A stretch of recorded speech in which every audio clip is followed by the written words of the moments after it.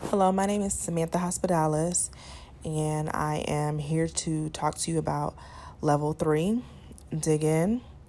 I am in Professor Kopch's class in EDIT 7200. My professional goal is to create a learning network for English teachers or English-based teachers throughout my building. I plan to do this through a Facebook page, pretty much a professional learning network. And the professional learning network that I'm going to use would be Facebook. An example of a professional learning network. Professional learning networks are a group of educators working together through an online-based system. That online-based system could be anything from Facebook to Twitter to Instagram. And it's pretty much an area where they're able to share different ideas, resources, and help motivate one another if needed. I found a short video that kind of talked about what a professional learning network is and 3 ways that teachers can get connected to Teachers, we all have our own unique interests and needs for PD.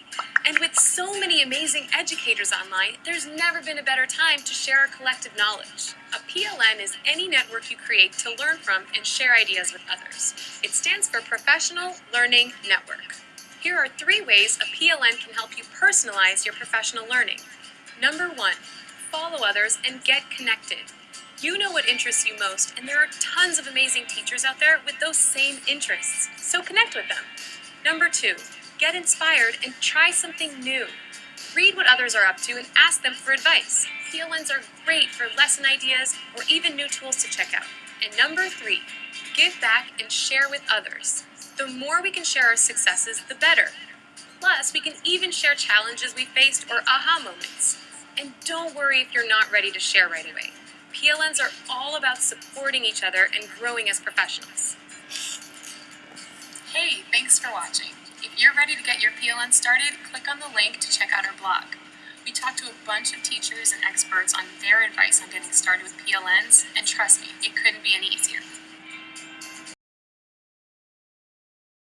For them to share these resources in a more organized group or environment. One of the things that I've noticed is that I haven't seen any networks that were specifically content-based, and I feel like it's definitely more organized when there's a professional learning network that focuses on that specific content that the teacher is teaching. Some examples of professional learning networks that I'm a part of are Teachers of Atlanta and Teachers Who Slay. Teachers of Atlanta is pretty much a group on Facebook.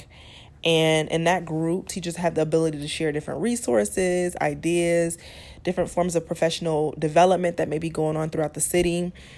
And it's pretty much an uplifting group, but also a very resourceful group. So that way teachers can receive as much information as possible, as well as network with other teachers. Teachers Who Slay is definitely more geared towards an uplifting based group. And it's an opportunity for teachers to share different pictures or images of themselves and different things that they've either done in the classroom or just of themselves individually. And you'll have different teachers respond to those networks and kind of comment on it and tell them things that, they like. It's just all positive. And so that's definitely a group that I really love because, again, it provides teachers with that positive feedback, which oftentimes I think that a lot of teachers feel like, they don't always receive that. And so I feel like that's definitely an amazing professional learning network. My personal experiences with the 2 groups that I can share. Personally, I love the Professional Learning Network, again, Teachers Who Slay. And it's because it allows those opportunities, again, like I said, for them to share pictures and for other educators to comment and uplift each other based on those pictures. I also love Teachers of Atlanta because it allows teachers the opportunity to interact with different teachers in the Metro Atlanta area and learn from them based on the resources that they are using in their classroom. My critique based on both of those professional learning networks. For as far as both is concerned, my only critique would be that teachers that do not have social media would not have the luxury of participating in any of those professional learning networks. So, I mean, that could be a hindrance for those teachers that don't have any form of social media. I mean, we do live in a day and age where we think everyone has social media, but I have come in contact with a few teachers who has not had any form of social media account. And so that's one critique. And another critique would be that I wish there was more of a PLN, like the one I plan to create, where they are content specific.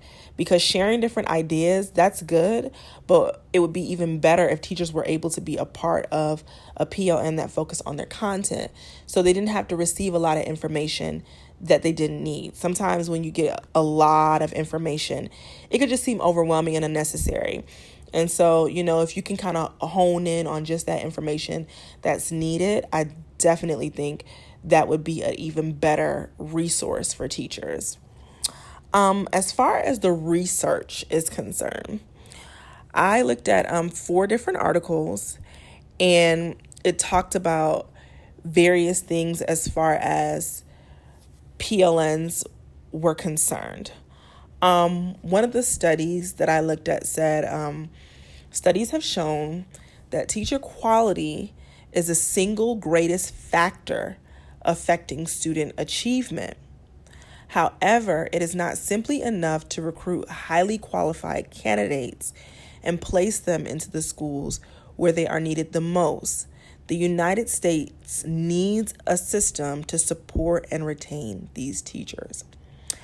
This, I felt like, was so true. The teacher retention rate across the country, it is ridiculously low. We have a hard time, I feel like, in this country retaining a lot of teachers. I've experienced that at my own personal school in a building with maybe 40 teachers. 75% of those teachers leave year after year after year. And not even just our teachers, but administrative staff leaves as well.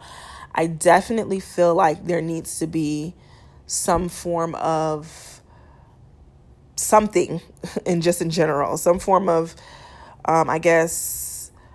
network or support system in order to be able to retain these teachers.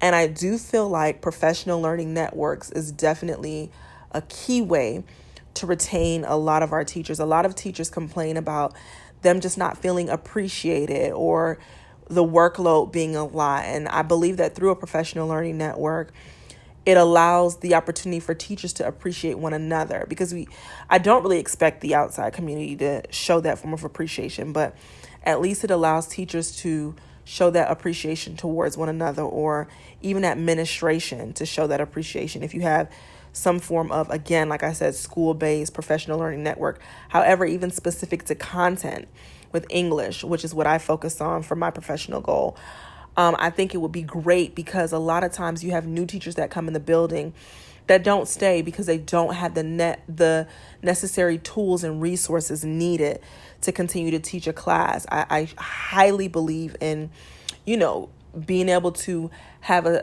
area where those resources are available for those teachers, so that way they don't feel overwhelmed. Another article that I read, research says pretty much as well that network organizations can take many forms, but in general, they support teachers in their instructional practice by A, providing access to instructional materials, B, providing training and support in the use of instructional resources and strategies, and C, enabling teachers to connect with a network of other teachers to support instructional improvements. Again, that hones in on why professional learning networks are extremely important, because they support the whole teacher as well as their instructional practices. So I definitely believe that it is extremely important for our schools to incorporate professional learning networks. And I think that it would be even better to gear it towards their content area. The references that I looked at, which were really, really good. If anyone has the time, I would definitely recommend reading these articles. A comprehensive introduction system, which was a key to the retention of highly qualified teachers. And then there was another one, Teacher Networks in Philadelphia, Landscape, Engagement, and Value, and Teacher Professional Learning through Teacher Network programs as well. And so I definitely would highly recommend reading those 3 articles. And then there's a last link as well that I would definitely, again, recommend reading about those different articles to kind of just see what it talks about and the reason why it's important to have professional learning networks.